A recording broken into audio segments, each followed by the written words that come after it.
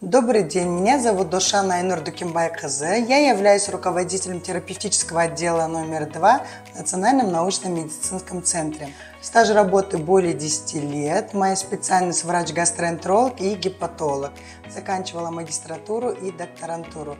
Являюсь членом Европейской ассоциации гепатологов и Американской ассоциации гастроэнтерологов.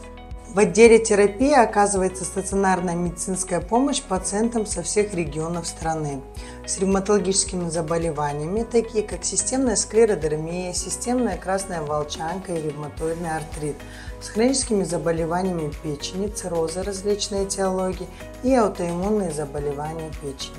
С воспалительными заболеваниями кишечника, такие как болезнь Крона и язвенный колит, с диабетом первого и второго типа, с хронической болезнью почек и интерстициальными заболеваниями легких. В лечении пациентов применяются технологии регенеративной медицины, то есть трансплантации стволовых клеток, которые в ННМЦ впервые применили в Казахстане.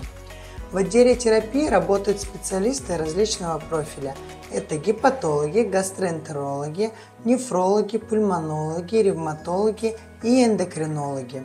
Пациенты госпитализируются по порталу через участковых врачей по месту жительства, также на платной основе.